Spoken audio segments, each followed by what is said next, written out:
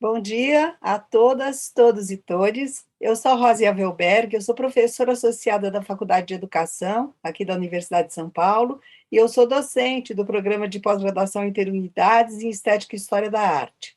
Eu vou mediar as apresentações dessa manhã, lembrando que somos acompanhados pela equipe de tradução de Libras, da APIC, Associação Profissional de Intérpretes de Conferência, com os tradutores Paloma Bueno, Tiago Coimbra e Vinícius Nascimento.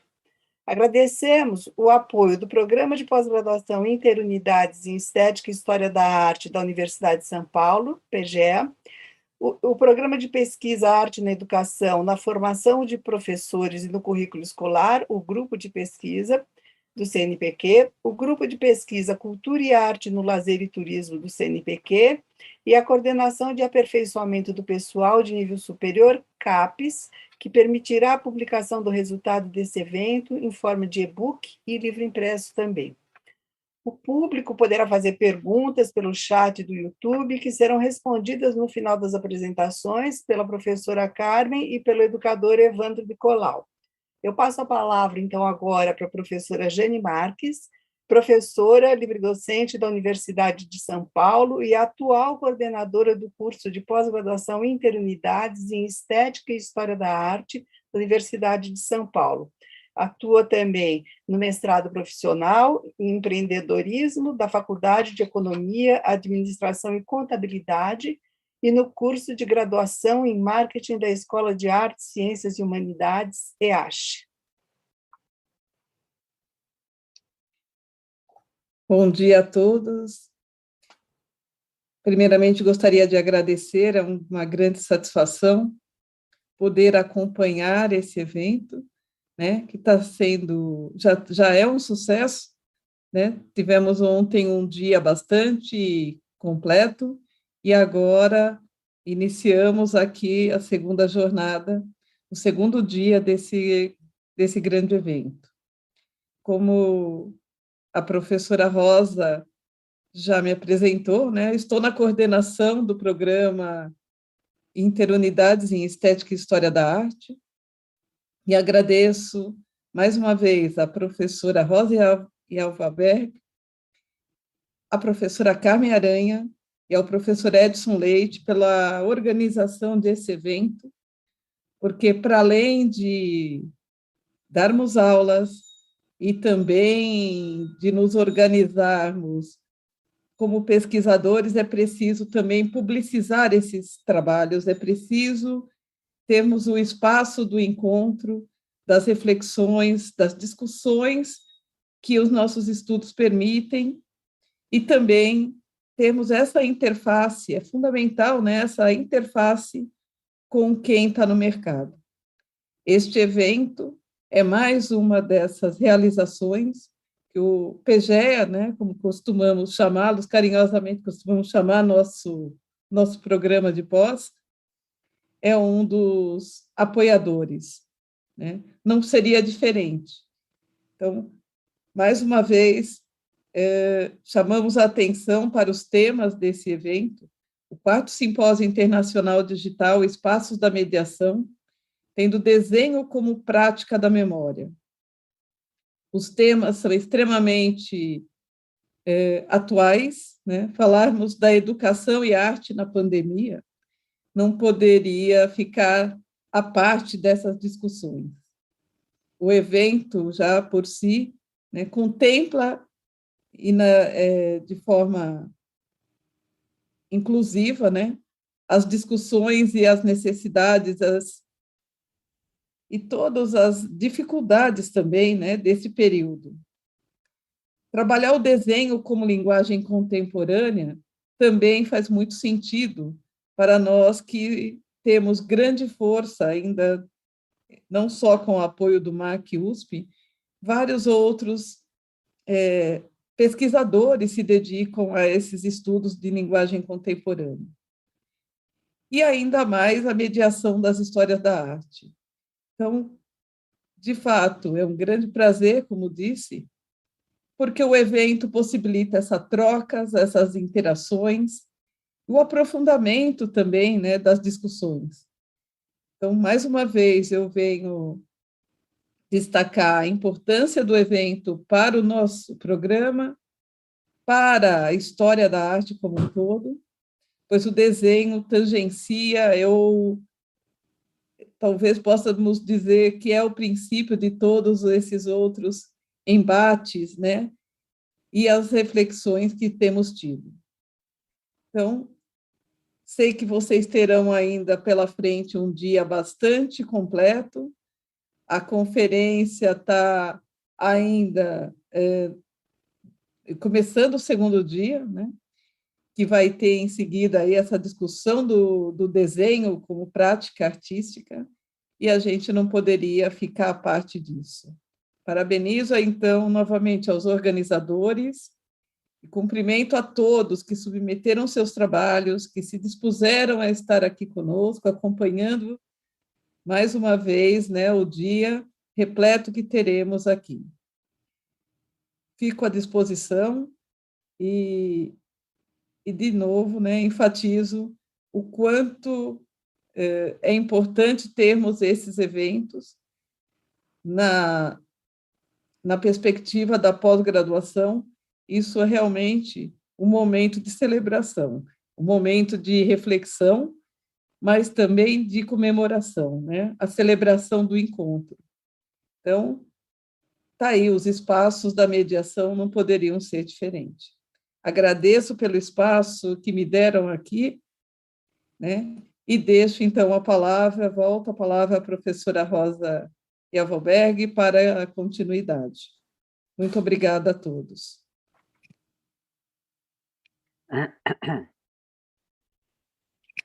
Eu apresento agora os integrantes da mesa da conferência. A professora Carmen Aranha é professora associada sênior do Museu de Arte Contemporânea da USP e docente do programa de pós-graduação Interunidades em Estética e História da Arte.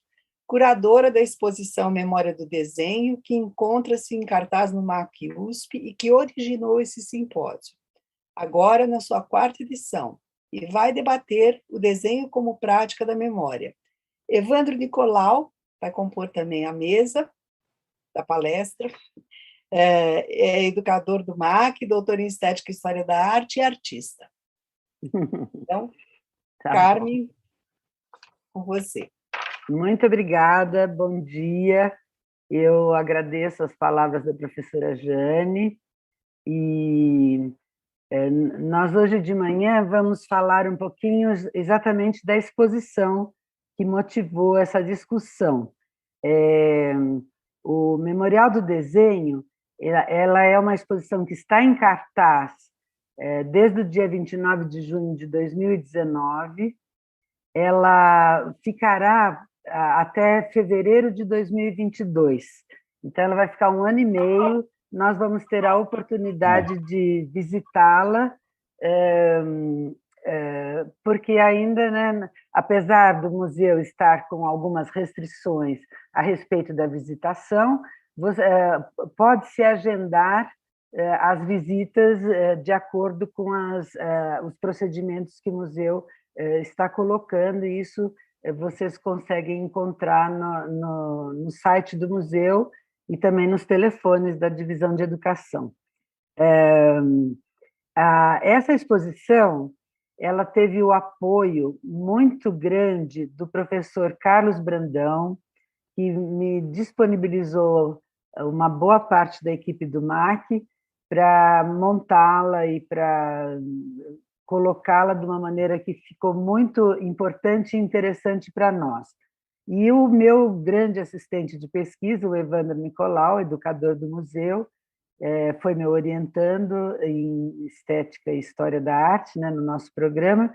Ele também foi uma figura muito importante para essa escolha das obras, que, na realidade, a coleção do museu em obras de papel é 70% de 10.500 obras que o museu tem, 70% dessas obras são em suporte de papel. E durante 4 anos, nós fizemos uma seleção, produzimos texto, produzimos uma série de reflexões a respeito vamos dizer, dessa linguagem do desenho, e conseguimos fazer um recorte de 54 obras em papel, principalmente retiramos a gravura, que também é sobre papel, mas fizemos toda uma seleção em obras que tivessem todos os procedimentos nos materiais mais secos, apesar de termos alguma coisa em nanquim, principalmente do Leon Ferrari. Mas o objetivo do trabalho foi justamente mostrar que o desenho, sendo uma linguagem estrutural, ela seria, na realidade, uma tentativa de mostrar que ela é um pensamento, e esse pensamento como uma estrutura que pudesse mostrar para o visitante a passagem do desenho moderno ao contemporâneo, que era uma coisa que eu já vinha trabalhando no gabinete de papel, quando nós tínhamos o gabinete de papel no museu. E essas 54 obras, elas vêm de um outro recorte de 138 obras que nós fizemos. Então, nós consideramos o desenho não apenas como uma linguagem estrutural, mãe de todas as outras linguagens das artes visuais, mas também como afirma o Beuys, que se constitui a partir de um ponto de tensões, de tensões de invisibilidades que se tornam visíveis. Ele fala assim, é um tipo especial de reflexão que brota na superfície, seja ela plana, seja ela curva, num suporte sólido, como nós vamos ver o caso do Vitor Misael, do artista Vitor Misael, que desenha sobre a madeira, cubos de madeira. Ou outras expansões de superfície, que pode ir para uma escultura, pode ir para outras projeções de performance, né? O desenho como uma estrutura de pensamento que organiza essa visualidade de mundo, tá certo? Então,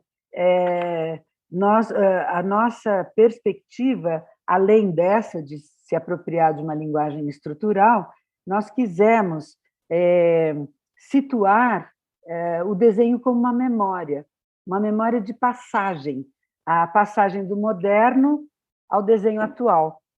Quer dizer, visualidades do século XX, do início do século XX, que o primeiro trabalho é 1913, até a atualidade, onde ela foi inaugurada, que foi 2019, com o trabalho do Rodrigo Munhoz, que fez justamente um grafite dando nome à exposição. A exposição é um nome, Memorial do Desenho grafitado. Então, o que nós quisemos nessa impulso essas passagens todas, passagens com a linguagem de pontos, de linhas, de formas, de profundidades deflagradas, vestígios da arte moderna, projeções visuais para a arte contemporânea. Quer dizer, tudo isso foi levado em conta através das técnicas, dos suportes, dos materiais e das correlações entre esses elementos que formam a linguagem. Quer dizer, tudo isso em estado de diálogo forma a linguagem do desenho, tá certo? Expressando também essa poética moderna e essa passagem para uma poética contemporânea.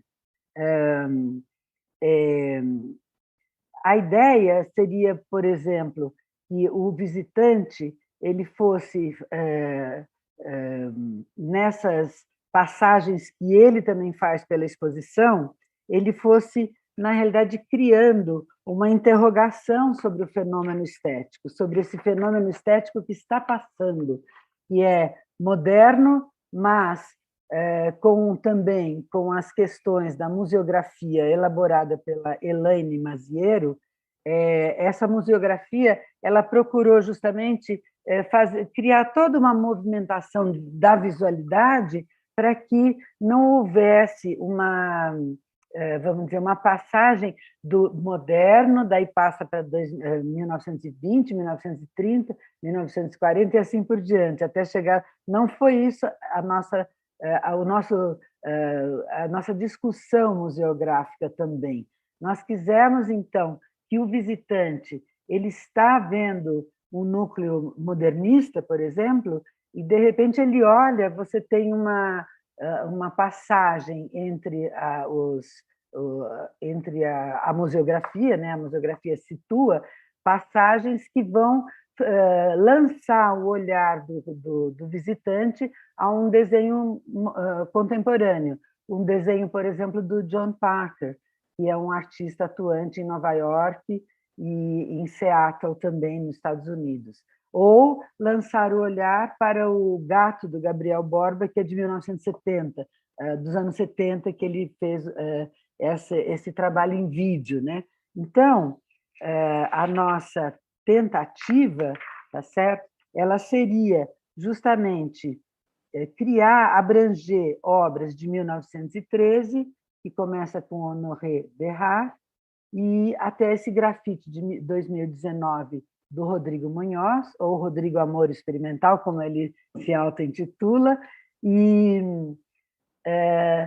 mostrando que o que se desenvolve também não é apenas a história da arte, mas o que se desenvolve é uma linguagem. A linguagem ela vai modificando as suas deflagrações de profundidades, por exemplo. Você tem uma profundidade diferente no núcleo modernista, né? Ainda deflagrada com questões, vamos dizer, do desenvolvimento de planos, o primeiro plano, o segundo plano, o terceiro plano, quando você tem no próprio John Parker, você tem outro tipo de deflagração da profundidade, que seria uma profundidade, ela tem uma planificação, mas ela também quer incorporar uma musicalidade dos elementos que estão ali colocados, porque ele é um artista multimídia que produz também uma série de sons, e aqueles desenhos que nós vamos ver, eles estão querendo, de uma certa maneira, reapresentar um diálogo com a linguagem, por exemplo, musical. Então, essa foi uma preocupação nossa. Então, uma preocupação de colocar o desenho como uma linguagem estrutural, uma preocupação de mostrar que a museografia ela está vinculada ao discurso da curatorial, e também mostrar, com a linguagem do desenho, que ela provoca, na realidade, uma movimentação do olhar para uma tentativa, né, de uma apreensão estética desse fenômeno que seria a passagem, né? A passagem das correlações que a linguagem permite entre linhas e profundidades e poéticas, etc., no decorrer do século XX até chegar a 2019. Bom, como proposta, vamos dizer, mais prática, né, da organização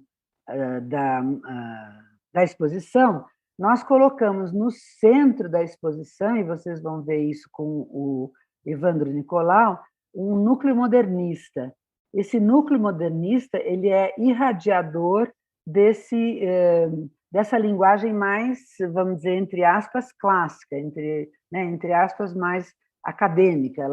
Ela tem nos desenhos da Tarsila, nos desenhos da Anitta, do Ismael Neri, do Rafael Galvez, do Di Cavalcanti, do Brecheret, do Penac, e então nós temos uma pureza assim da linguagem expressa.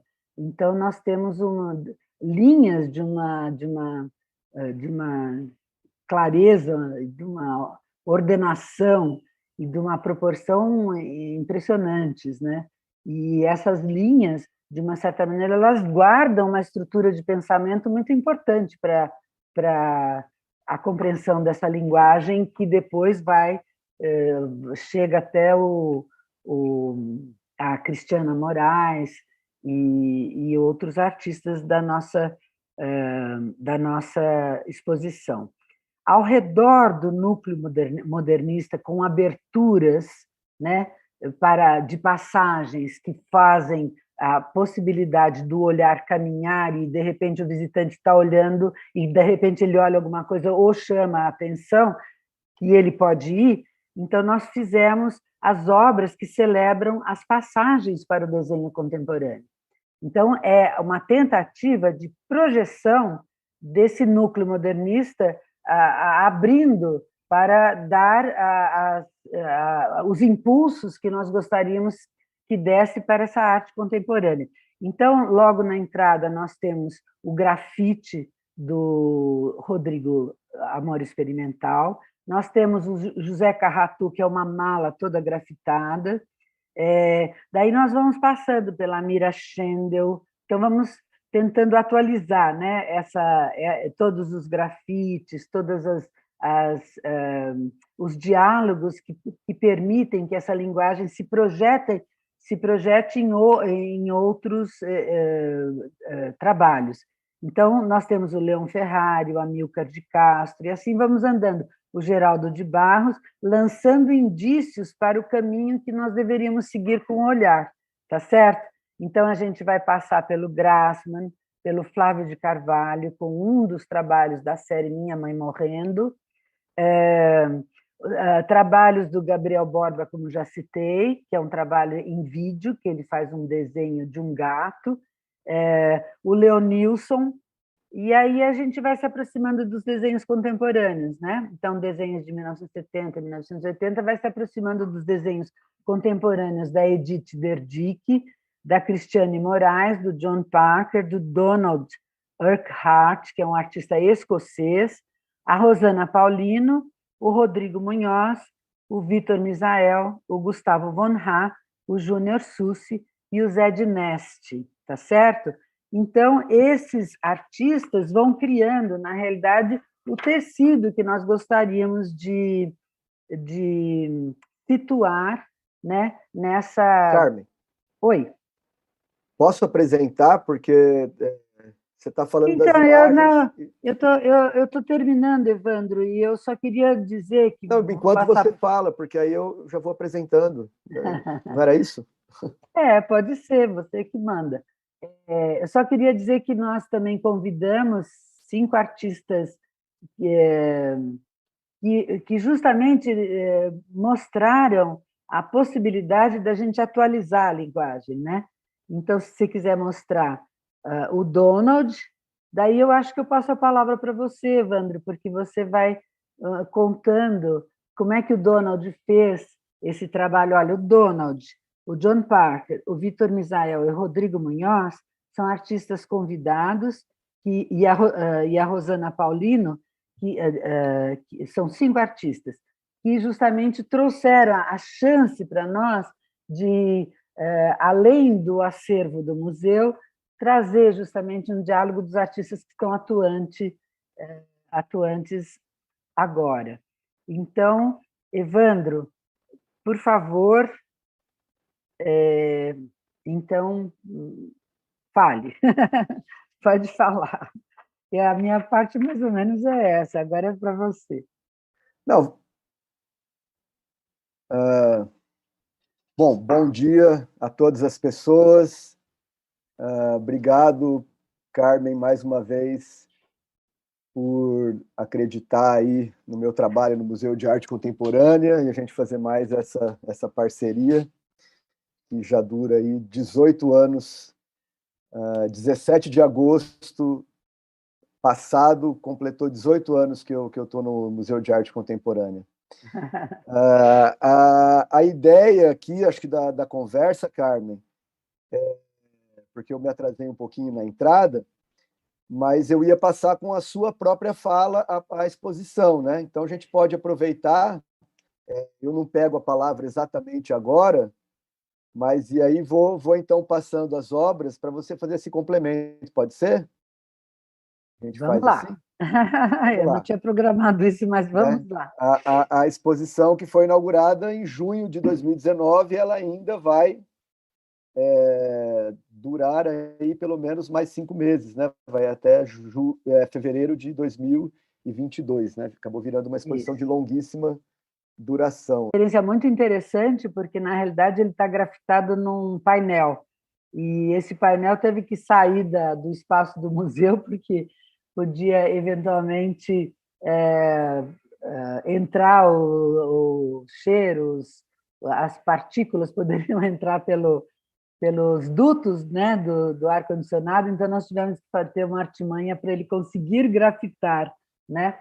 E o Evandro, que faz a visitação muito forte, junto com a divisão de educação também, com a Maria Ângela Serri Francoio, com a Andréa Amaral também faz uma visita, e a Renata Santana, desenvolve uma visitação. E o mais interessante disso é que ninguém conseguia reconhecer, né, Evandro? Não dava para ler Memorial do Desenho. A cifra do picho, né? É essa cifra da letra estilizada da pichação, né?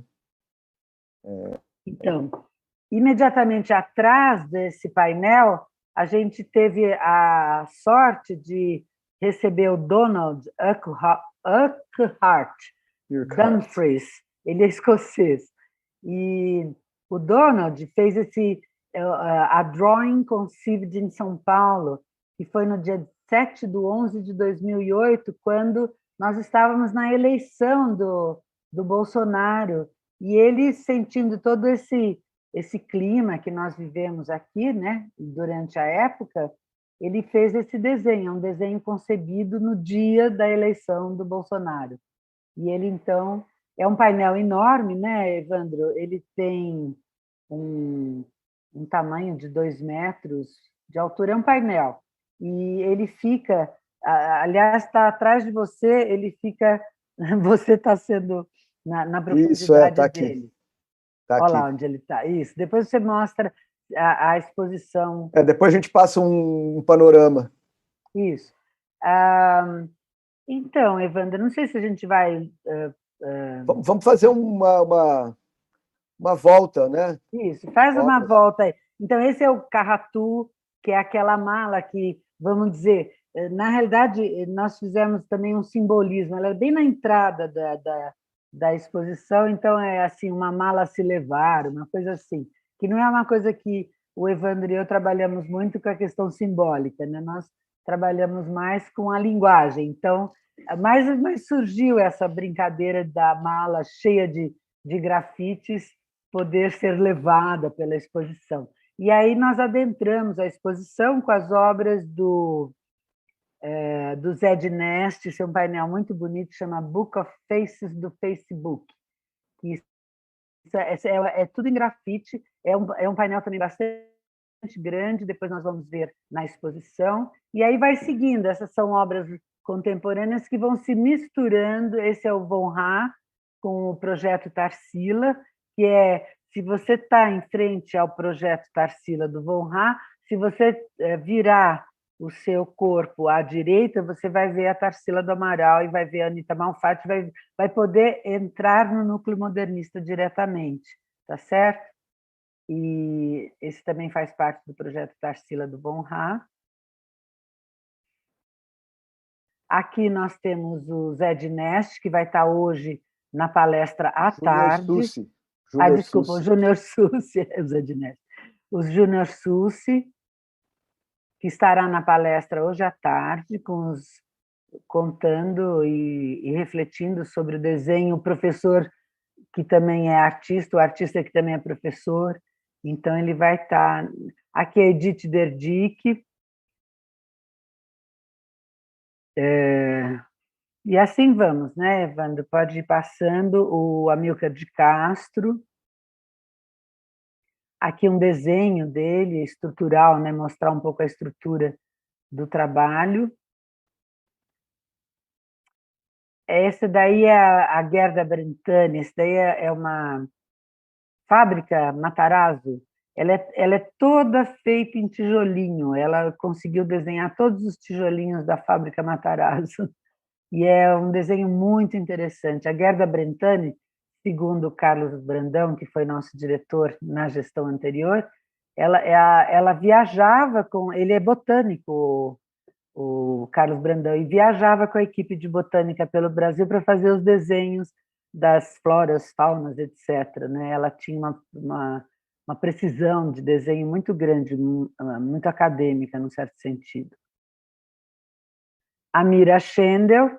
Então, aqui vocês vão vendo, por exemplo, se vocês lembram do Zé de Neste, do Sussi, então, e mesmo do Von Ray, e dos grafites do Carratu, vocês vão vendo, de uma certa maneira, ampliações. É como se meu olhar pudesse colocar uma lente no traço e uma lente também no procedimento. E aí ele recua. Por exemplo, se você puder mostrar agora o Leon Ferrari, aqui, olha, o Leon Ferrari. Então, o Leon Ferrari, ele está situado num lugar onde você pode nitidamente olhar através do núcleo modernista e chegar no trabalho do John Parker, que eu acabei de citar, em termos de ampliação do próprio desenho, da própria estrutura do desenho. Aí nós temos o Geraldo de Barros. Isso, Geraldo Esses de desenhos Barros. estão todos juntos. Isso, Geraldo de Barros, o Leonilson, que é a capa do simpósio, né? A capa do simpósio, ele é o desenho que nós escolhemos. Aqui nós temos, olha, então aqui uma movimentação. Vocês viram Leon Ferrari, aqui tem uma movimentação. Esse está no núcleo modernista do Ismael Neri.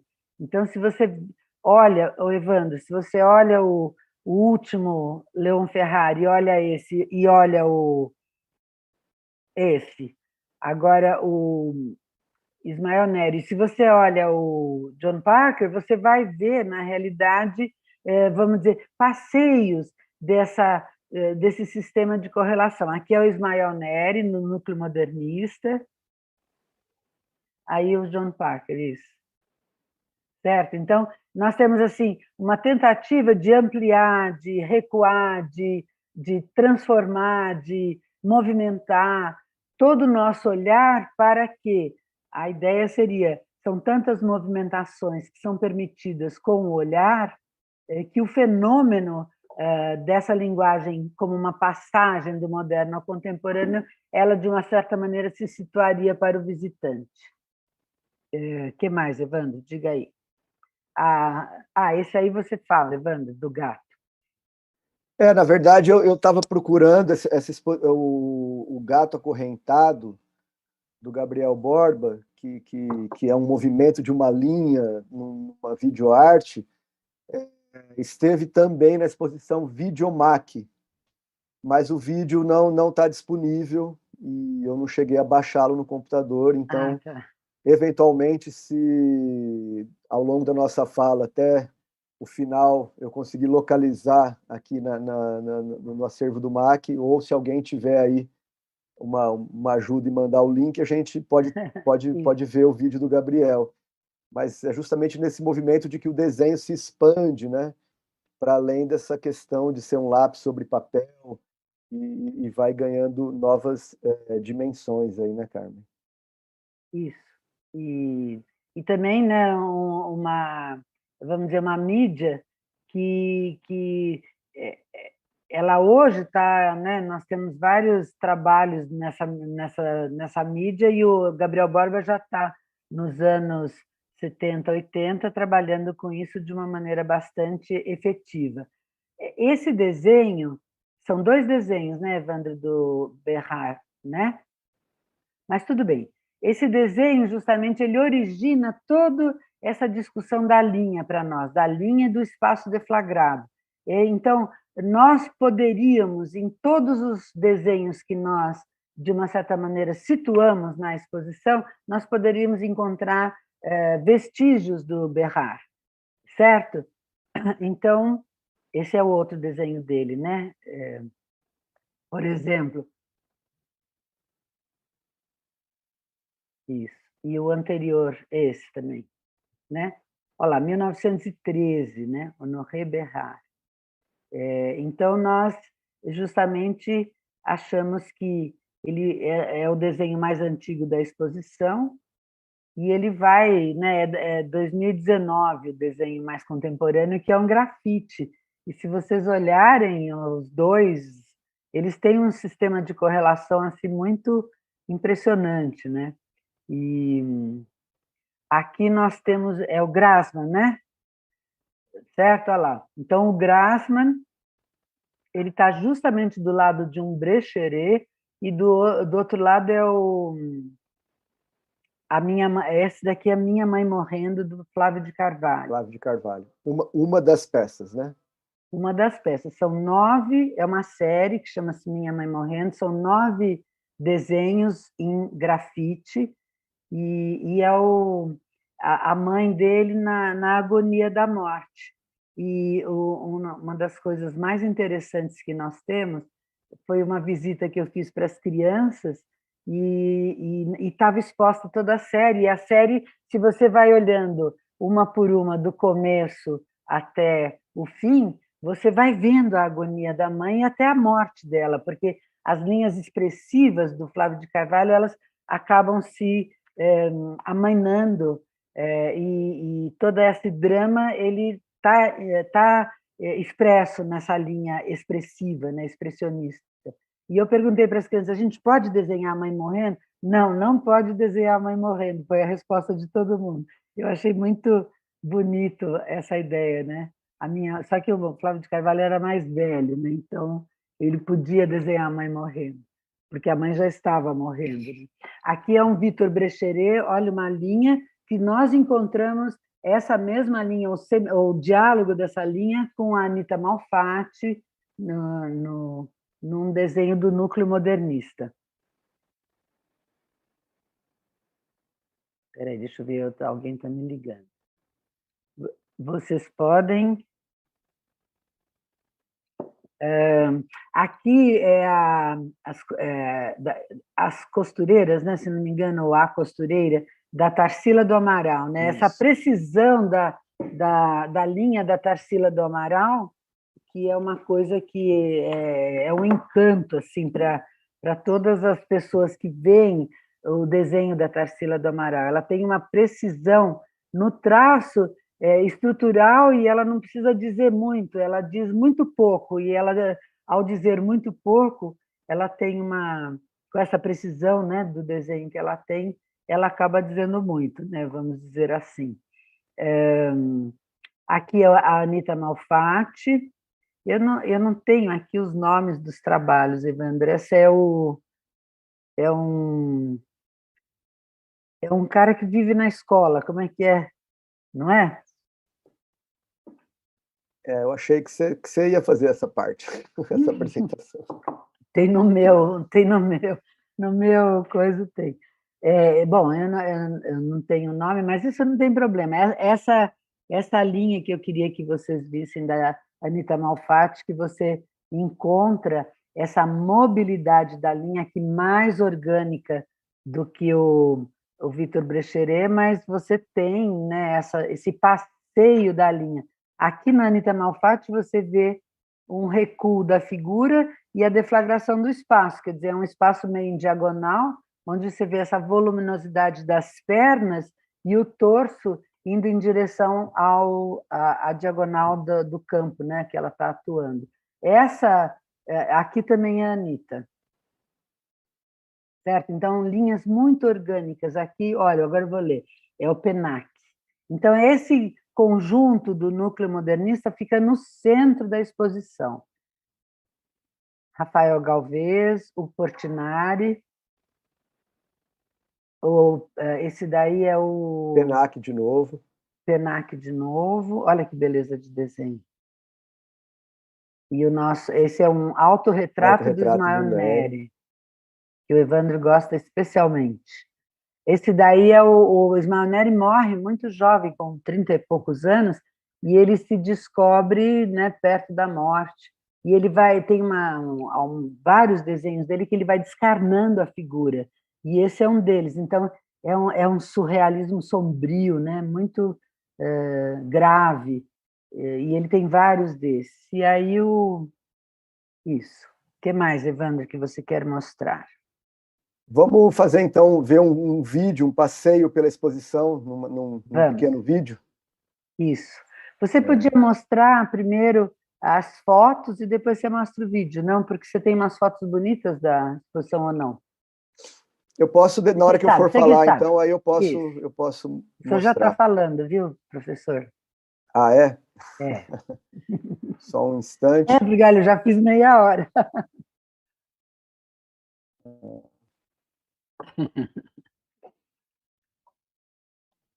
E só falar para vocês que surgiu dessa exposição, surgiu um texto que tem uma...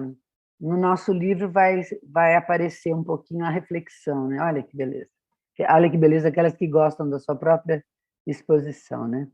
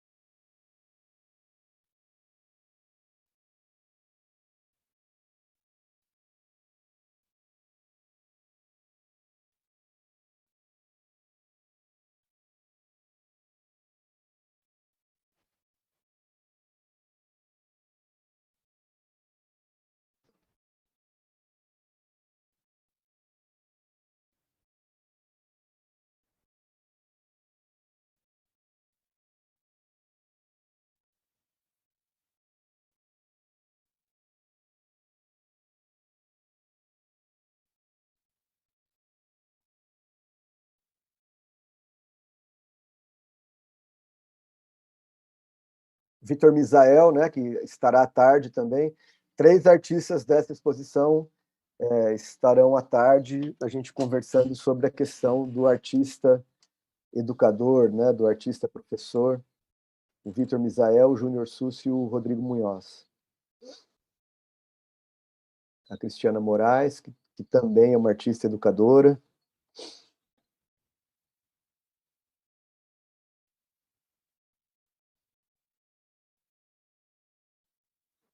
Berrar, a obra mais antiga.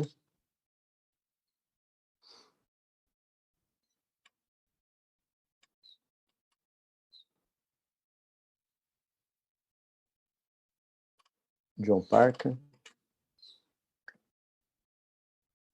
Esqueci o nome dela, Carmen. Gerda Brentani. A Gerda.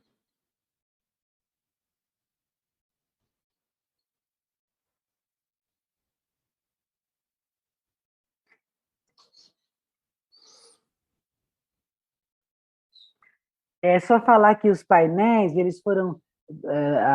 nós tínhamos colocado os painéis, tudo arrumadinho, e a Elaine teve a artimanha de deslocar um pouco as entradas, e isso ficou muito bom, porque uma entrada, você olha, mas como ela interfere no outro painel, então você tem a possibilidade de olhar através, com o núcleo modernista, e depois através dele também. Então, essa artimanha dela foi muito bacana, até nós ficamos discutindo se a gente estava brincando com um pensamento mais distópico, que desconstruísse toda essa sequência, né, da historicidade. Quer dizer, na realidade, a história ela se mescla entre ela, né? Essa que foi a ideia também.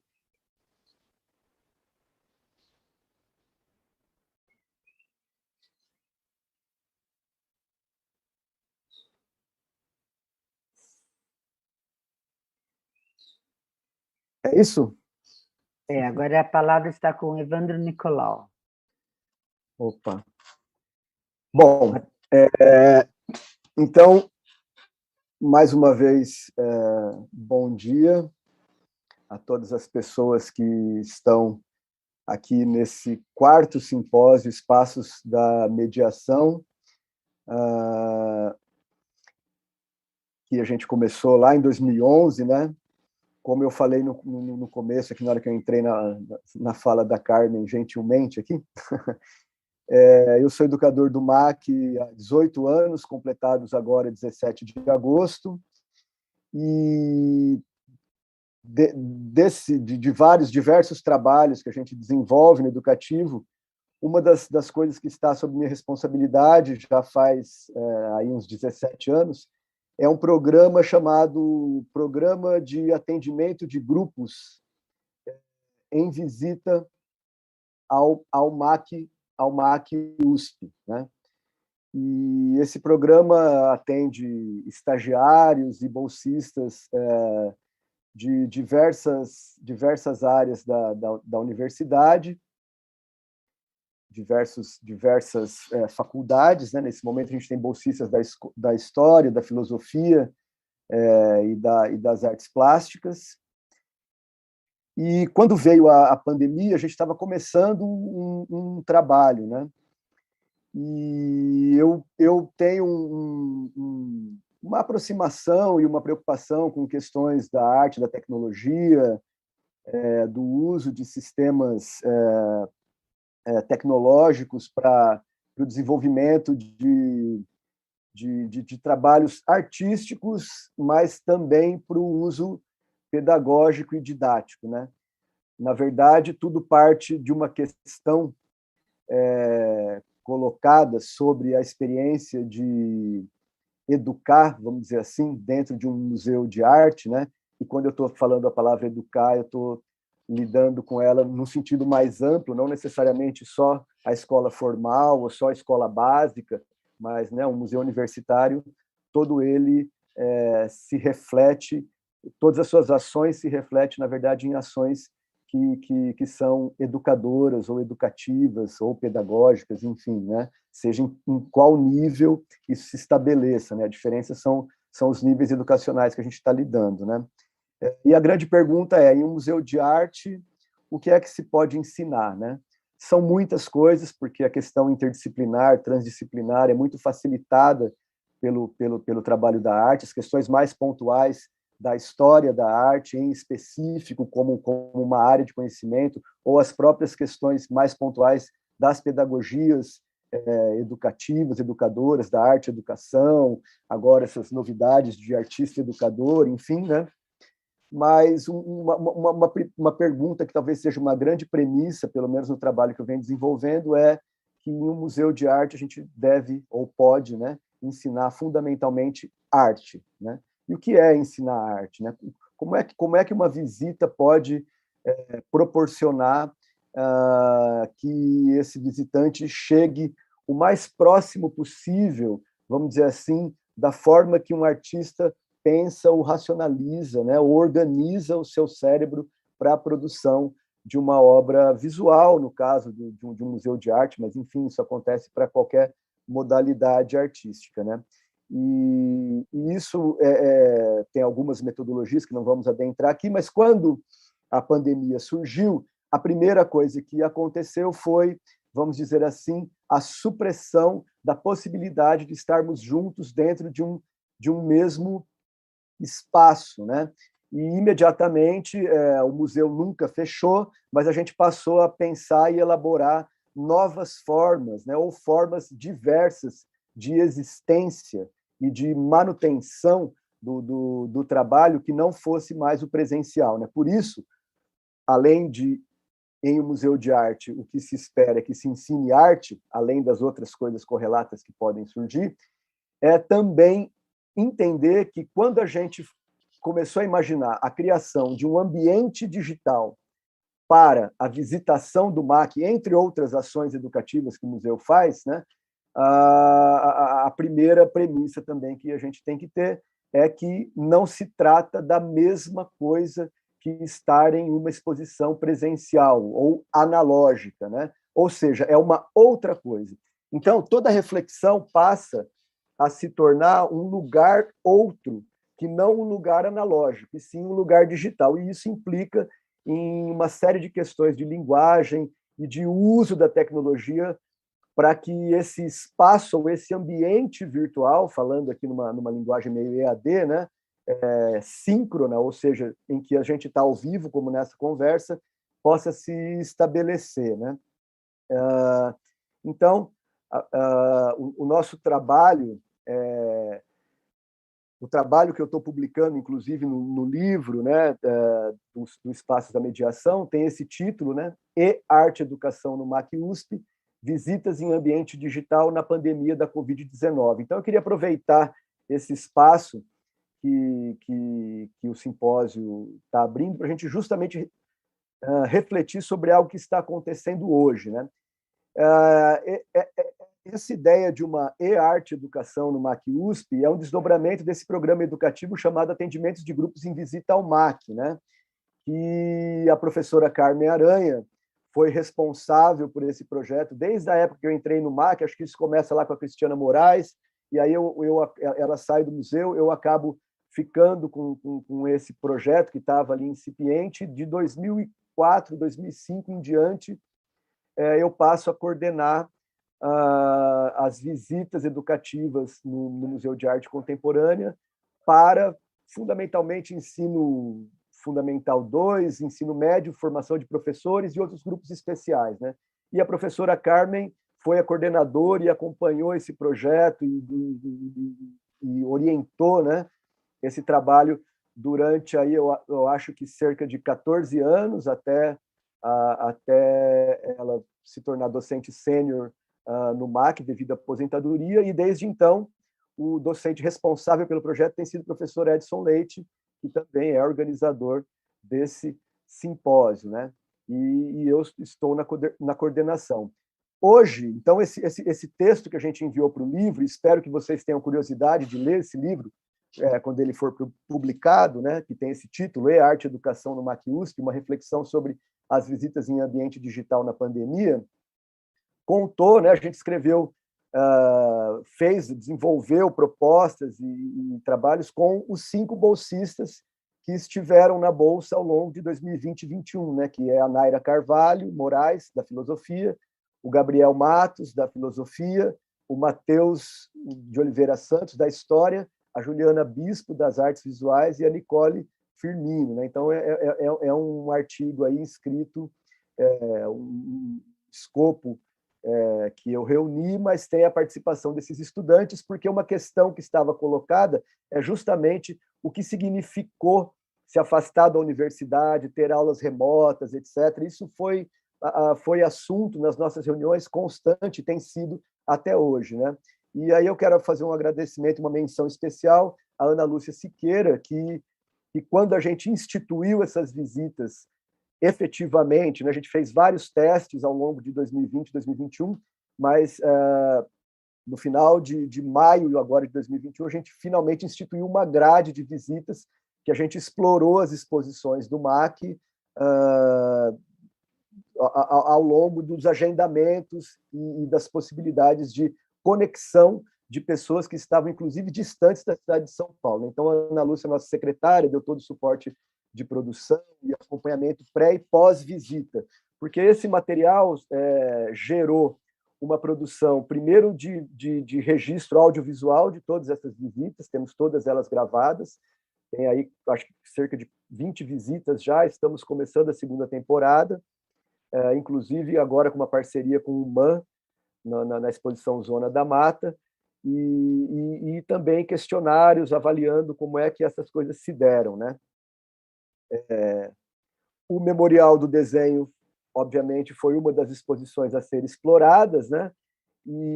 Mas eu queria aproveitar essa oportunidade para relatar um pouco como é que a gente trabalhou, né? Então, a gente fazia um agendamento, né? No caso dessa imagem, por exemplo, eu acho que a fonte aqui está um pouco apagada, mas é uma escola que ficava numa cidade chamada Paranoá, que é nas margens do rio Paraná. Tá vendo? Aqui é o local da escola, né? E toda a ideia, vamos dizer assim, de um desenho geográfico, de um desenho digital, ia se dando na visita, na medida em que esses estudantes que estavam lá em Paranoá, se vocês olharem aqui, são 8 horas de viagem de carro até São Paulo, né? Aqui é o Museu de Arte Contemporânea, aqui é a escola, né? Às margens do rio. E então, nesse processo de uso do Google Earth, né, que era um dos aplicativos que a gente utilizou, a gente fazia essa viagem até chegar ao Museu de Arte Contemporânea, adentrava usando o Google Earth e até, finalmente, visitar a exposição e propor um diálogo com esses alunos, né? Acho que é interessante a gente pensar que a tecnologia ela tem uma diversidade, né? Embora ela seja muito objetiva e tenha o seu dado algo algorítmico, né? É possível trabalhar com a tecnologia de uma forma bastante criativa, diversa e que se amplia um horizonte, né? A gente está só começando esse uso, né? Então, por exemplo, uma das coisas que a gente abria para os visitantes era uma lousa virtual, né? Uma Jamboard, em que, ao mesmo tempo que a visita ia se dando, elencando e pensando sobre o nome do próprio museu, etc., né? Essas pessoas podiam ir desenhando também, né? Se expressando dentro do Jamboard, brincando com as obras e colocando as suas expressões, e, finalmente, eventualmente, surgia até alguns desenhos mais elaborados que não eram feitos por uma pessoa só, tá vendo? Nesse quadro aqui, por exemplo, essas pessoas todas que estão aqui interferiram nessa imagem, né? E o que a gente começa a perceber, né, isso é até uma reflexão de vários autores que estão discutindo essas questões, não só da pandemia, mas do distanciamento físico e, ao mesmo tempo, de uma certa intimidade que se dá com o uso das tecnologias, fundamentalmente na pandemia, que nos obrigou a isso, né? É que há uma distância, mas também há uma certa aproximação, né? E a gente tenta um pouco refletir que tipo de relação é essa e que tipo de potência isso poderia ter, vamos dizer assim, na difusão do conhecimento. E aí, quando a gente está falando isso, a gente está falando de uma forma mais ampla, porque existe um filósofo chamado Yuke Hui, que é um chinês que publicou um livro pela Ubu Editora chamado Tecnodiversidade, né, em que ele vem refletir justamente essa questão da Covid-19, né, e só para a gente pensar, né, na natureza da difusão da informação e como essa difusão da informação, por exemplo, pela universidade, ela poderia ou tem um potencial ou tem um horizonte enorme a ser explorado para atingir qualificadamente um volume muito maior de pessoas do que hoje a universidade atinge no seu cômputo, vamos dizer assim, presencial ou selecionado, né? E aí o Museu de Arte, como é um espaço da extensão universitária, da difusão cultural, né?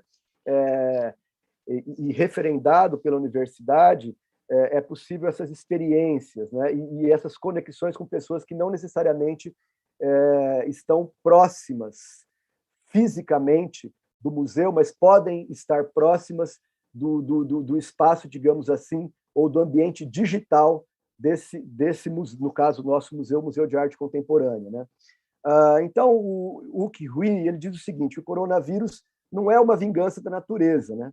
Mas ele é o resultado de uma cultura monotecnológica, em que a tecnologia em si mesma perde suas origens e passa a querer dar origem a todo o resto, né? Quer dizer, existe uma certa crença de que a tecnologia soluciona todos os problemas. Não, quem soluciona os problemas é quem articula a tecnologia, né? Quem conecta as coisas. Por exemplo, nessas visitas, a gente trabalhou basicamente com ferramentas do próprio Google, né?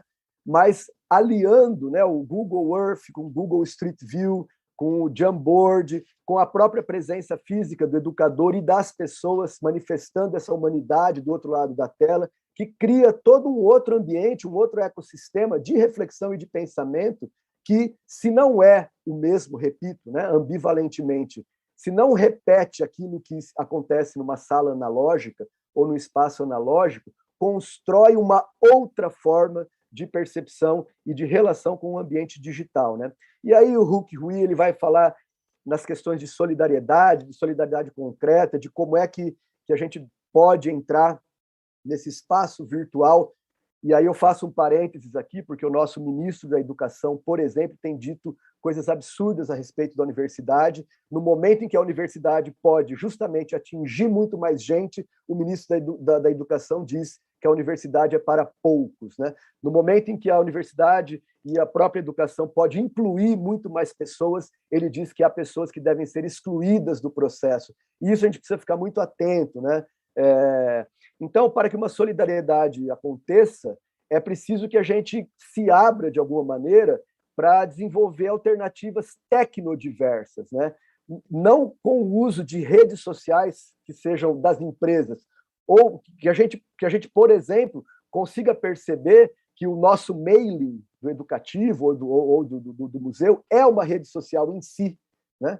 Ele é um produto de conexão, né? Que as ferramentas de colaboração ou que o uso, aí sim, talvez, das redes convencionais possam ser colaborativas, né? E, nesse sentido, então, a gente trabalha em grupo, né? Para esse simpósio acontecer, para essas visitas acontecerem, a gente conecta a comunicação, a informática, a TI, a educação, o design, enfim.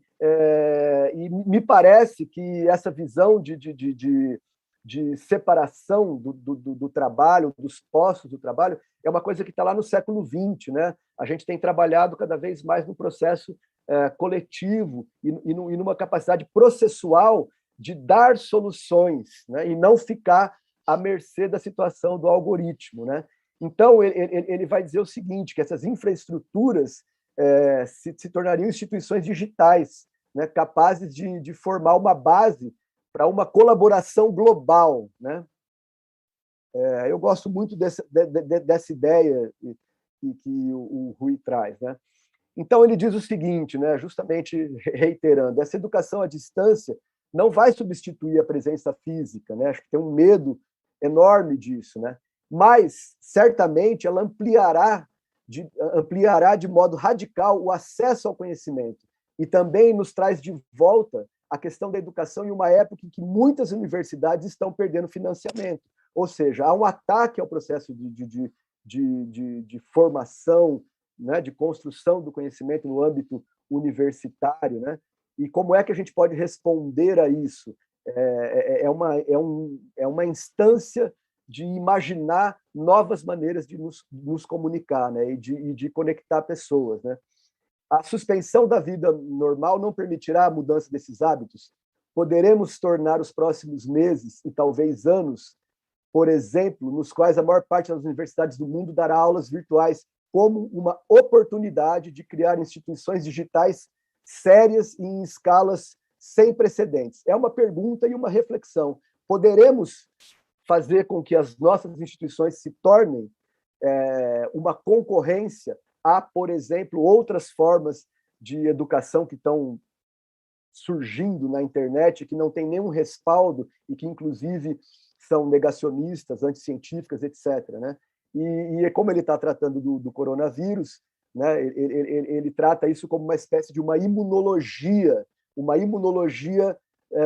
do pensamento, né, uma imunologia global, que exigiria uma reconfiguração radical, né? Nessas experiências que fizemos com as visitas educativas no MAC USP, né, alguma reflexão é possível extrair disso. Ainda é um trabalho que foi recém-elaborado, mas que tem campo para seguir adiante, né?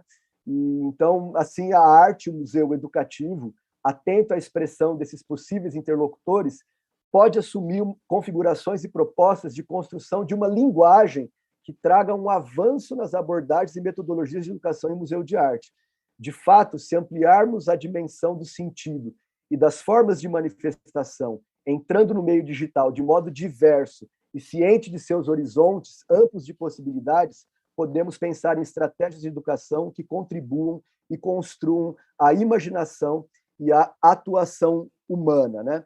Só para, então, trazer um exemplo muito breve e muito concreto de situações que a gente viveu e experimentou nessas visitas em ambiente digital, né, que foram realizadas no MAC, eu queria trazer, para finalizar, o depoimento de uma professora da Secretaria da Diretoria de Ensino de Barretos. Essa visita que a gente fez, por exemplo, eu acho que ilustra ou representa, né? Representa bem o que estamos querendo dizer, que é o seguinte, né? Nesta visita, havia 35 professores de 9 cidades diferentes, conectados pela Diretoria de Ensino de Barretos, né, a quase 700 quilômetros de São Paulo, conectados ao MAC. E uma das discussões, porque era uma formação de professores, foi justamente o distanciamento social, a questão da perda da convivência e como esse desafio das aulas remotas, etc., estava se estabelecendo, né? E as dificuldades e as angústias todas. E essa professora, Sandra, eu não trouxe o sobrenome dela aqui, mas está gravado na visita, depois eu posso colocar para vocês, ela veio discutindo muito isso ao longo da visita, experimentou a visita, e, ao sair da visita, ela deu este depoimento que eu vou passar para vocês, e que eu acho que um pouco sintetiza uma certa potência dessa atividade educativa.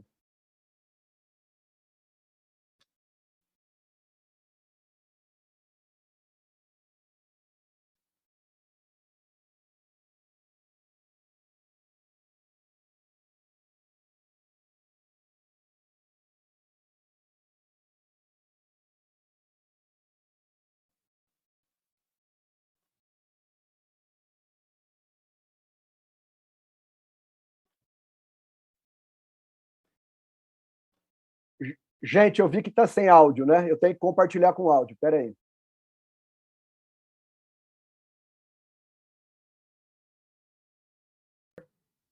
Isso faz a diferença. Porque, para mim... Só um segundo para eu ajustar aqui.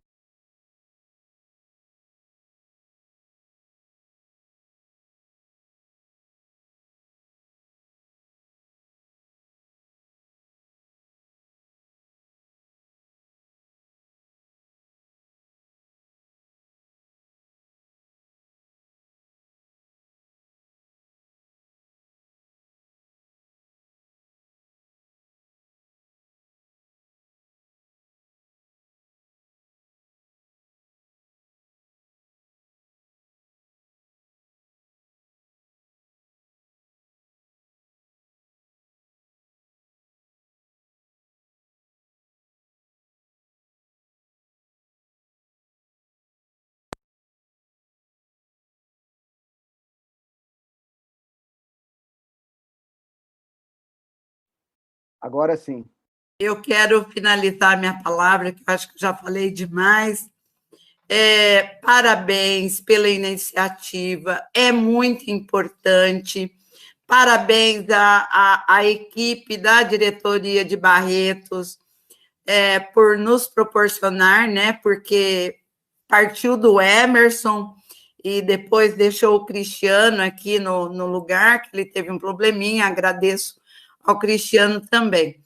Mas é muito importante, sabe? Para quem realmente ama a sua profissão, que não está por opção, mas está por amor, isso faz a diferença. Porque, para mim, fez. Tudo aquilo que eu estava aqui nas costas, de cansada, de estresse, ainda vou continuar trabalhando, sabe Deus até que horas, para colocar as coisas em ordem. Mas, para mim, foi tão gratificante que todo aquele cansaço, aquela energia que foi consumida, eu reconstituí. Meu Deus, que declaração, hein? Então, foi muito boa mesmo, de verdade, que eu não sou de fazer demagogia, se eu gosto, eu falo, se eu não gosto com jeitinho, eu coloco, eu sou muito sincera. E vocês da equipe, parabéns a todos, porque para mim foi fundamental. Eu votei lá, Eu voltei da onde eu comecei. E olha aqui, ó. Isso para mim é demais, gente. Porque eu amo a minha profissão. Tenho muito orgulho dela.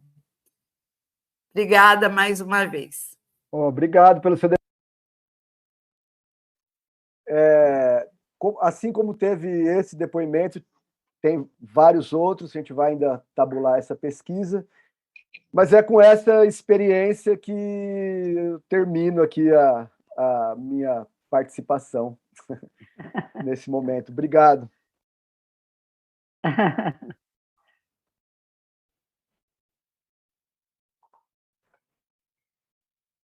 Bom, Carmen, Evandro, temos perguntas que eu vou passar agora para vocês. Então, a primeira pergunta é da Miriam Mangueira. Ela pergunta: gostaria de saber do Evandro como é pensado e tratado o relacionamento com as escolas pré e pós-visita. E ela agradece.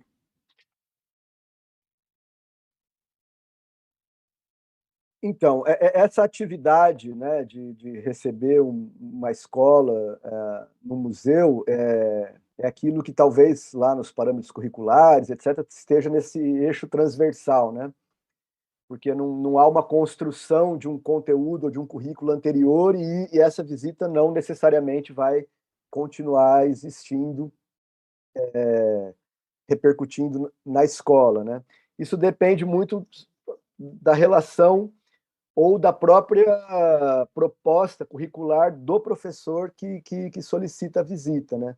No MAC já faz algum tempo que a gente tem trabalhado, como o museu cresceu muito, da mudança, para quem não sabe, o MAC saiu da cidade universitária e do terceiro andar da Bienal e foi para um edifício de 7 andares, com espaços expositivos enormes, etc. Então a gente começou a fazer visita por exposição, né?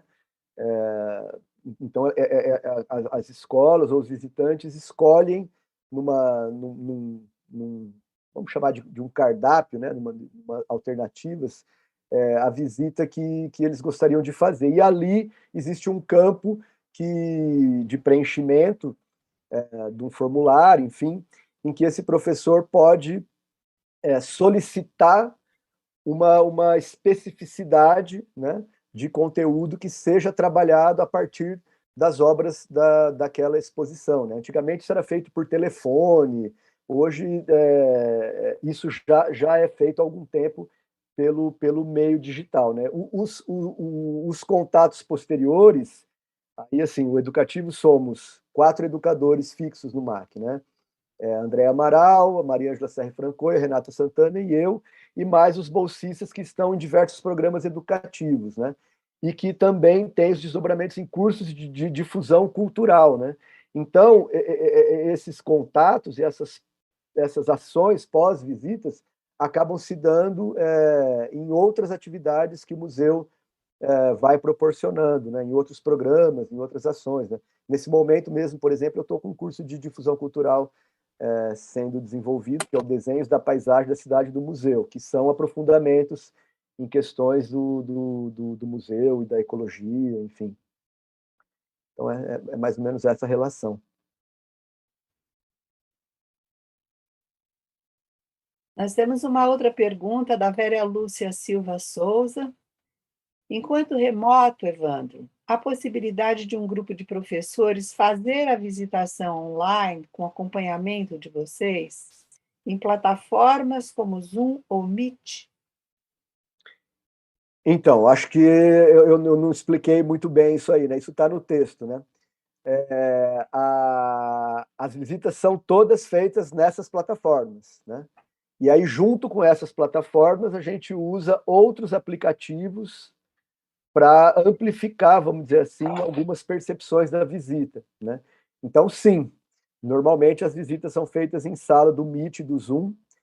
Hoje temos a possibilidade de tornar isso streaming, quer dizer, transmitir isso para o YouTube. E também a gente está experimentando ações híbridas. Uma pessoa no museu com uma câmera, as pessoas na sua cidade, nas suas casas, etc., e um outro educador também dialogando com a visita. A gente fez uma experiência sexta-feira passada, foi bem interessante esse formato. Assim. Bom, eu tenho uma pergunta aqui, né, que na fala da Carmen, ela afirmou que vocês não trabalham, né, com a questão simbólica, mas com a linguagem. E, em outro momento, ela disse que a movimentação do olhar, né, e trabalham com a linha como um espaço de deflagração. Então, eu queria que vocês, se pudessem, Carmen, se você pudesse discorrer um pouco mais sobre isso, né, de não trabalhar com a questão simbólica, mas com a linguagem, né?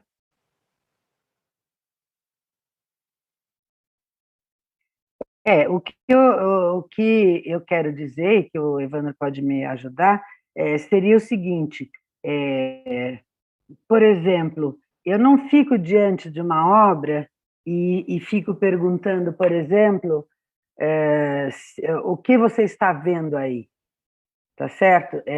Nesse sentido que eu estou falando. O que eu fico, por exemplo, está me ocorrendo o Leon Ferrari. Então, eu fico diante do Leon Ferrari, é claro que existe um contexto de historicidade do Leon Ferrari, porque quando ele veio para o Brasil, ele largou um pouco até o simbolismo crítico dele ao catolicismo, né, que ele era um ferrenho crítico ao catolicismo, e ele, estando no meio dos artistas plásticos brasileiros, ele percebeu que existia uma grande experimentação da linguagem, e nessa experimentação da linguagem, ele vai usar, por exemplo, todo esse grafismo que ele tem, uma série enorme gráfica, onde ele vai, vamos dizer, desdobrando em N pranchas diferentes as diferentes grafismos que vêm da escrita dele. Então, ele começa a escrever, a escrita vira um desenho, o desenho vira uma abstração vira outra abstração, e ele vai construindo uma série de, vamos dizer, ritmos gráficos, certo? Então, e esse ritmo gráfico, estando diante da obra dele, eu faço questão de enfatizar. E também faço questão de projetar para as outras obras que teriam, na realidade, lastros ou que recebem indícios desses grafismos e que vão se contemporaneizar, vamos dizer assim. Então, essa ideia simbólica é porque eu não procuro, na linguagem a plástica ou visual, uma narrativa que faça se depositar ou ser interpretada por uma narrativa. Eu não faço isso, porque, como eu sou artista plástica de formação, eu sou da segunda turma da FAAP, né? Quando a FAAP ainda tinha umas coisas interessantes. Então, a linguagem em si se produzindo e se, vamos dizer, desdobrando e se ampliando, até chegar, por exemplo, numa tentativa que nós estamos fazendo, o Evandro e eu, de escrever sobre aquela performance do Nuno Ramos, que é o Marcha Ré, na Avenida Paulista. Então, nós estamos tentando promover aquilo que o Didi Huberman fala, agora eu posso falar um pouquinho mais dele, essa rasgadura na obra. O que é a obra? Além daquilo que está tautologicamente colocado, o que ela oferece para você como vamos dizer, como uma abertura do seu sentido mais profundo, do seu sentido de estrutura de linguagem, estrutura de pensamento. Então, a gente tem trabalhado assim, né? Tem sido um diálogo muito importante com o Evandro, porque o Evandro é artista plástico também, e é atuante. Eu sou menos atuante atualmente, eu sou menos atuante. Então, nós temos sempre uma discussão, toda a organização do Memorial do Desenho, e mesmo desse seminário, desse simpósio internacional, ele é pensado para que a gente consiga, vamos dizer, oferecer para o ouvinte, para o visitante, para aquele que está participando dessas palestras, uma discussão onde o desenho ele seja estrutural como percepção de mundo, certo? Não como um simbolismo do mundo, né? Porque se eu for para o lado simbólico, eu tenho tantas narrativas que eu vou ter uma certa dificuldade. Então, a gente recua, recua, recua e vai à linguagem em si, a essência da linguagem que projeta uma série de formas artísticas, e dessas formas é óbvio que todos podem fazer ligações e conexões a partir das suas formações, isso sem dúvida, né? Mas, assim, para irradiar a discussão, ela sempre vai por esse caminho. Não sei se eu fui clara, não sei se o Evandro quer completar alguma coisa. Acho que sim, acho que você falou tudo. É óbvio que toda representação ela carrega uma carga simbólica estruturante, né? A arte é uma forma de comunicação, né? Mas talvez complementando de forma incompleta,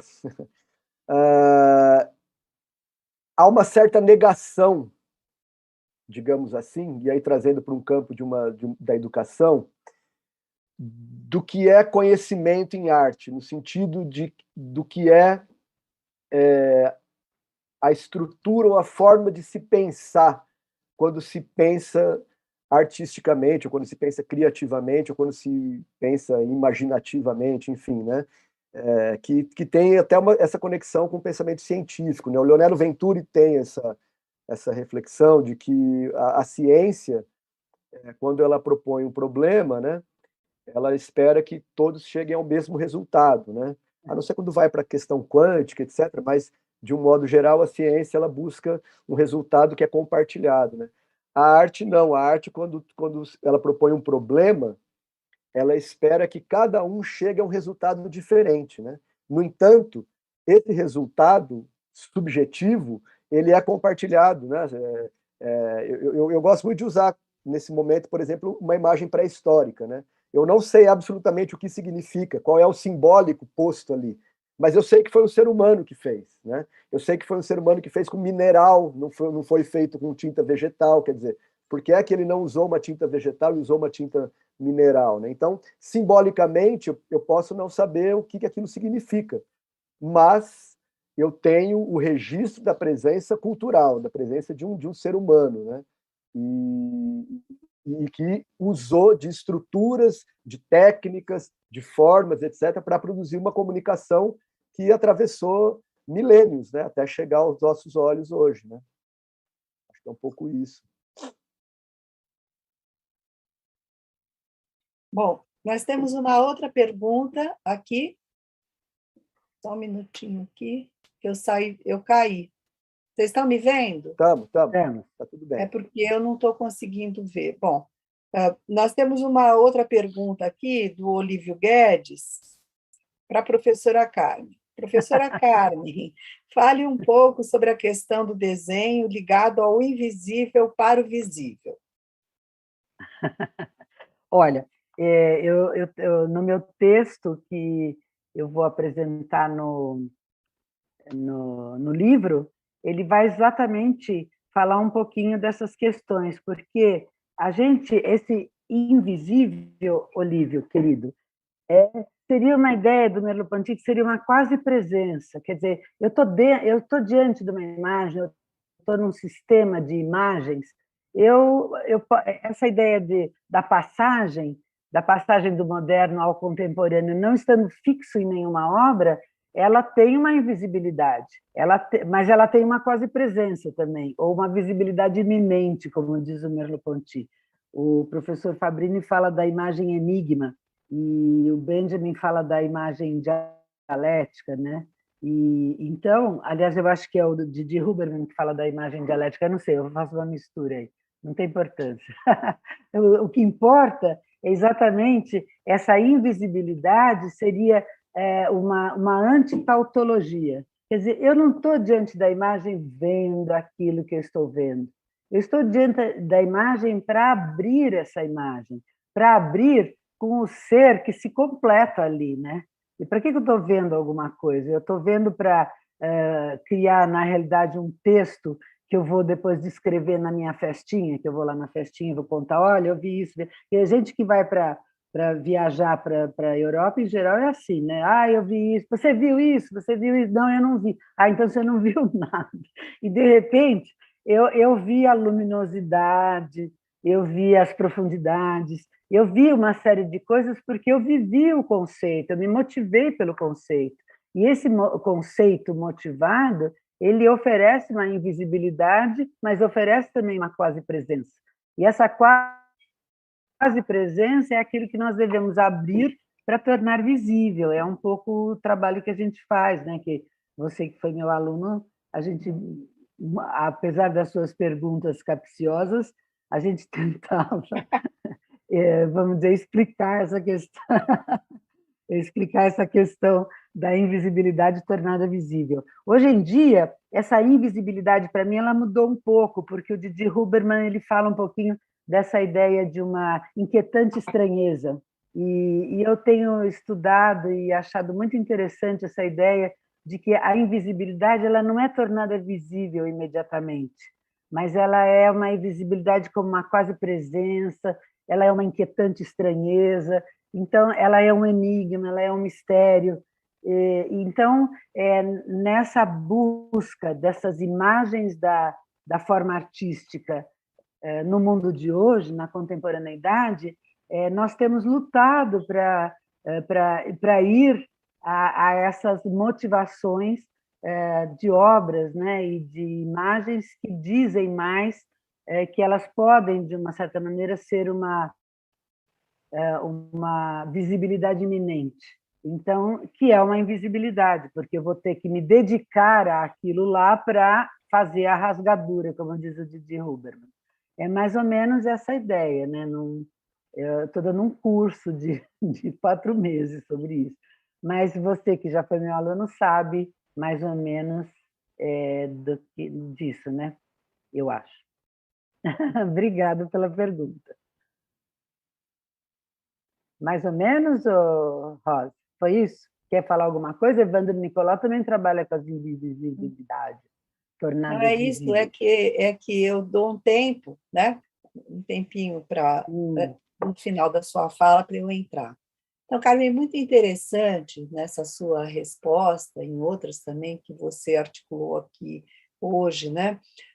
A ideia de que, diante da imagem, você não pergunta o que é isso, né? E isso nos remete àquela ideia dos anos 80, de vários autores, né?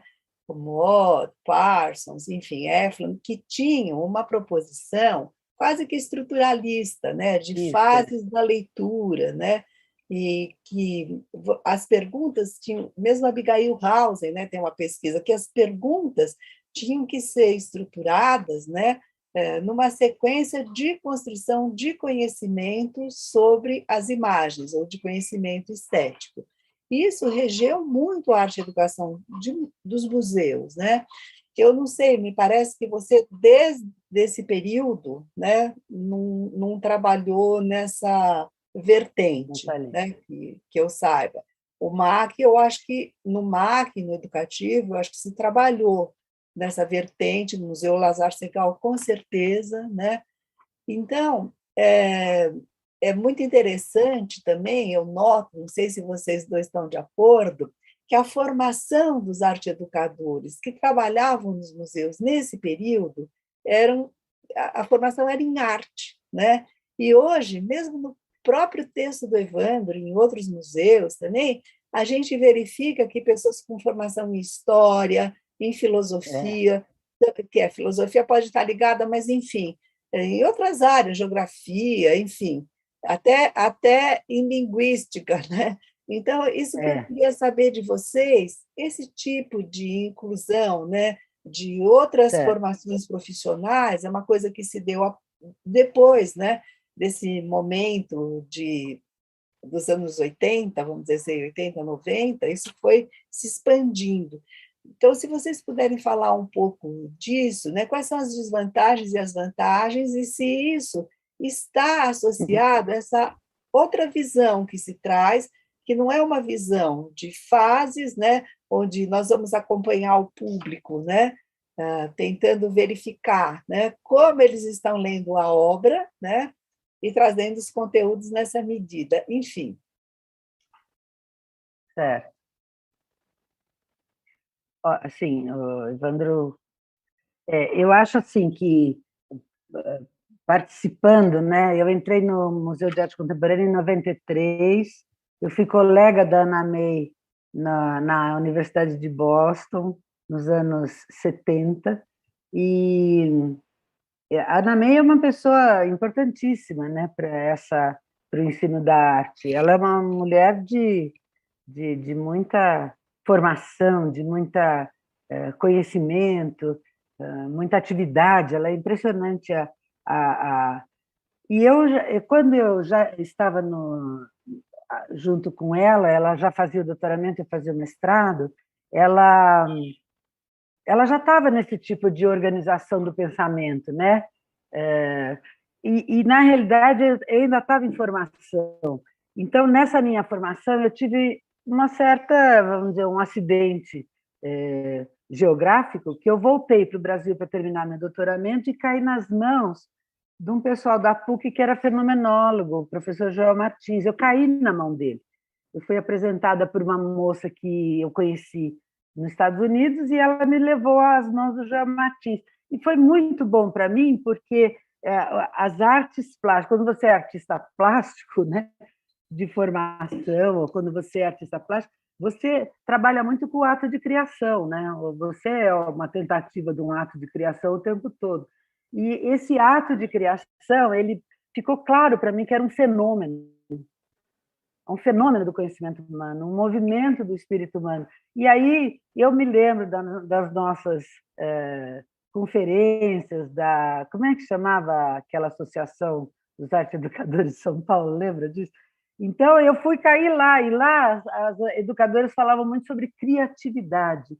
E eu falei, puxa, mas vamos ser criativos, olha a criatividade do aluno. E eu comecei a adentrar o significado da criatividade.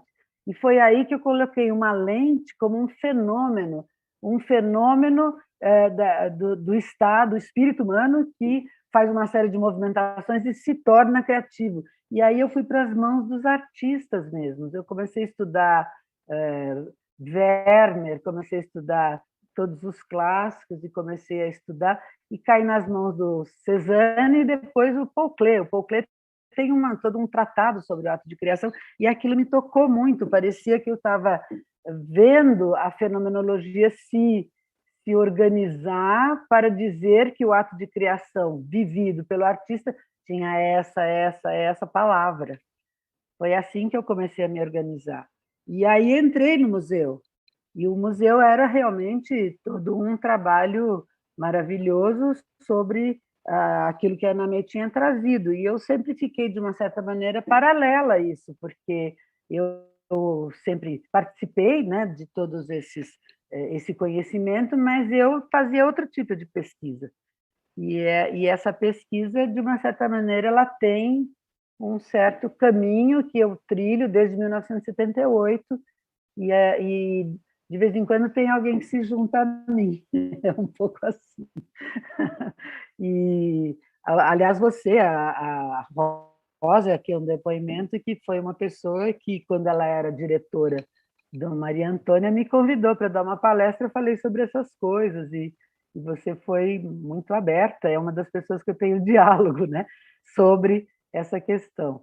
E aí vamos dizer, o Cauê Alves foi meu aluno, ficou comigo 3 anos no MAC, nós desenvolvemos os percursos visuais, que eu já peguei o link para dar para você, que você me pediu, o Evandro Nicolau, o Júlio Meiron também trabalhou comigo. Então, eu vou trabalhando assim, a partir do momento que esse ser que dialoga comigo, ele tem um diálogo, né? Ele acredita um pouco. E sobre a questão que você pergunta especificamente, eu acho que é muito bom ter vamos dizer, faces do Estado educador artístico. Por que não, né? Por que não pode ter outras faces? Eu acho que durante muito tempo ficou essa face, mas agora, nitidamente, como o mundo vai mudando e tudo está, então eu acho que hoje em dia você está criando um tecido muito interessante aqui no Brasil, e ontem nós vimos com o Rolf como tem restrições lá na Áustria, não é verdade? E como a gente é aberto aqui em certos... É impressionante que a abertura que nós temos de compreensão de conhecimento, né? Então, eu acho que, que as coisas mudam porque elas mudam mesmo. Então, dentro da divisão de educação, nós temos 4 educadores trabalhando com faces diferentes e até com lastros e vestígios daquilo que foi nos anos 80. E eu acho perfeito, eu me divirto com aquilo que eu faço e tenho alguns... os meus alunos são obrigados a me ouvir e eu dou nota por causa disso. Mas mais ou menos é isso. Não sei se o Evandro gostaria de falar aí alguma coisa. Muito bom. Eu penso o seguinte, essa colocação, ela, de certa forma, já vai fazendo a deixa para a mesa da tarde, né? Que é uma mesa que vem com 3 meninos, meninas, não tem uma menina, mas, enfim, é uma circunstância desse momento da mesa, mas que são artistas que sobrevivem do ato de ensinar, né? Em vários níveis. Eu mesmo, quando optei por, digamos assim, escolher uma carreira superior que fosse no campo das artes, né? O primeiro horizonte possível de sobrevivência que eu vislumbrei foi ser professor, dar aula, né? Porque a gente sabe que a arte, ela é uma função, mas ela também é uma mercadoria, e para você sobreviver da parte arte mercadoria, não é uma tarefa fácil, e eventualmente também precisa estar muito disposto a pagar determinados preços, né? Ou fazer determinados investimentos de vida para conseguir, enfim, garantir sua sobrevivência por aí, né? Mas, historicamente, a transmissão do conhecimento artístico, desde sempre, esteve conectado em artistas que também transmitiam o seu conhecimento, né? Mesmo antes de existir o conhecimento acadêmico ou o conhecimento enciclopédico, enfim, depois da Revolução Francesa, segmentado, né? E a gente atravessa, nesse lugar que a gente trabalha, no lugar de arte, na universidade, né, um processo bastante hierarquizado, né, e de disputa. E, assim, com toda a humildade do mundo, eu olho para esse projeto e para essa maneira desse projeto se expressar, e eu vejo esse projeto muito antiquado, muito século XX, sabe? Muito geração IUP, muito uma disputa territorial de coisas que se retroalimentam, né? De coisas que poderiam se potencializar como um conjunto mais amplo, assim como esse livro do Tecnodiversidade, desse autor chinês, está propondo, né? Porque essas lacunas que os pesquisadores, que as áreas divididas em história da arte, em arte e educação, em artistas, quer dizer, essas coisas que estão segmentadas, estão deixando espaço para um crescimento de uma lógica e de narrativas que, enfim, pega o ministro da educação, né? Isso não acontece só no campo das artes e da cultura, não. Isso acontece no campo da engenharia, isso acontece no campo de todo o relacionamento acadêmico, né? Estruturalmente, ela ainda hierarquiza o conhecimento, né? E agora entra dentro dessa discussão ainda as questões decoloniais, né? Quer dizer, os referenciais de cultura que a gente veio escolhendo num país como o Brasil, já desde a missão francesa, com o corte puramente eurocêntrico, sem ter consciência disso. Simplesmente porque o modelo cultural que se estabeleceu é o modelo cultural organizado pelo sistema aristocrático europeu, né? E agora parece que, começa a se despertar isso, né? Então, a ideia de descentralização, de percepção de que o trabalho, você entra num processo de trabalho na medida em que outro trabalho já veio sendo feito, né, e você contribui com aquele trabalho. Isso, na verdade, poderia potencializar muito mais as áreas como um todo, e esse desenho, né, desenho político, né, é um desenho, né, quando a gente cria a circunscrição, ele, assim, na minha opinião, ele me parece bem antiquado, assim, a gente precisaria ter uma radicalidade aí para pensar outras maneiras de agir, porque nesse momento tem gente planejando a nossa destruição, né? Bom, muito obrigada, Evandro. Acho que a resposta da Carmen e a sua foram magníficas, responderam plenamente a questão que foi colocada, né? E também parabenizar vocês pelas palestras, né?